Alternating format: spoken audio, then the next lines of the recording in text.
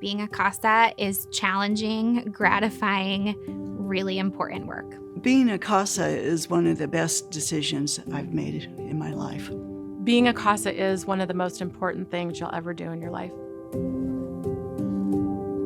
Back in the 70s, there was a judge in Seattle that was facing making some really difficult decisions on a case with a 3-year-old little girl that had come into care.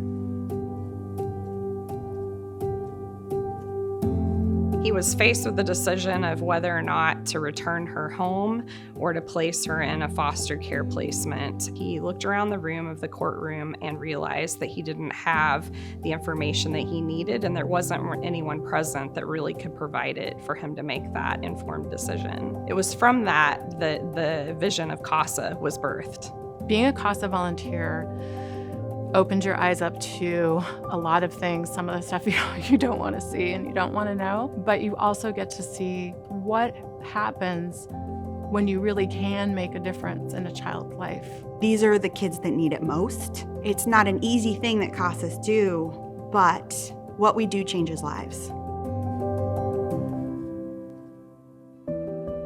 When the mandate was instituted, the state did not allocate necessary resources in order for us to meet that mandate. It wasn't until 1992 that a small amount of resources was allocated to support the work of CASA.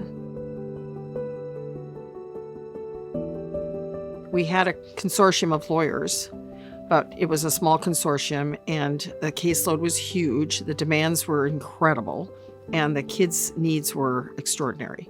I believed it would be very important for the public to see what we saw every single day, because if they saw what we were seeing with these young children and families, we would move resources to help address their needs. I was aware that there was a federal public defender in town named Rita Radistich, who was CASA trained and had been trained by King County. I took the step of appointing her, and she was trained, and frankly, we needed to start doing work differently, in my opinion. There's a magic to just having a caring adult with skills and training and education and consistency, and seeing this as a life-changing volunteer position.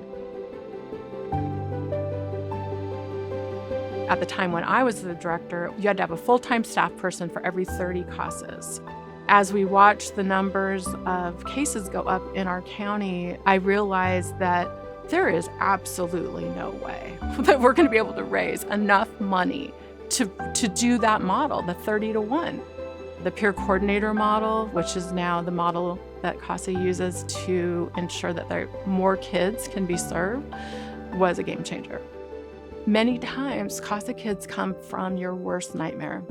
The stories of their lives, like, it's unimaginable. These things actually happen to kids of all ages. That's why we have to have a CASA, because there is a way to go from that back to hope. But you have to have somebody that is going to stand in that gap with you and get you there.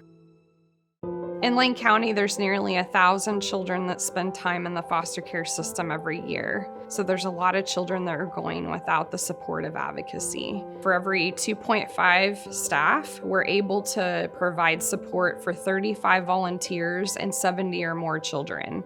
A CASA volunteer is really the voice for the children in the foster care system. You're talking to teachers, you're talking to any medical professionals, therapists, and you're the one person who knows every part of what's going on. CASAs get to have this really special role too, where not only are they amplifying the voice of the child and what they want, but they get to have this secondary responsibility too of making sure that everything is in the best interest of the child.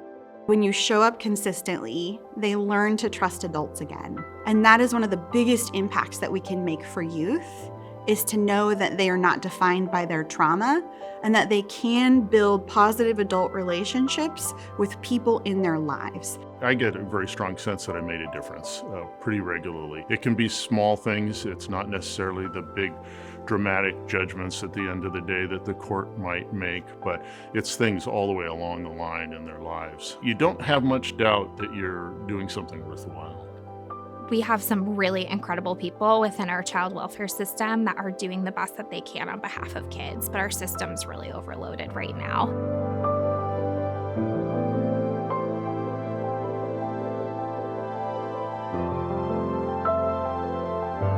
In order to serve every child, we need about 200 more volunteers. And we also need to develop the internal capacity through sustainable funding to ensure they have the support to be effective in their work. The Deepening Our Roots campaign really is about relationship with individuals and businesses that believe in our work, that want to partner with us over a long period of time. In order to create sustainable funding and the pipeline for volunteer recruitment, we need businesses that want to come and become a part of this vision. I can't find words to explain the impact that it would have on your life as a CASA volunteer, on the children's lives. Anybody that's involved in CASA is going to be impacted. Having a CASA means hope. Having a CASA means having somebody who's there for you. Having a CASA means I have a caring adult who is standing up for the child and will make a difference in every decision made. Having a CASA means not being left behind.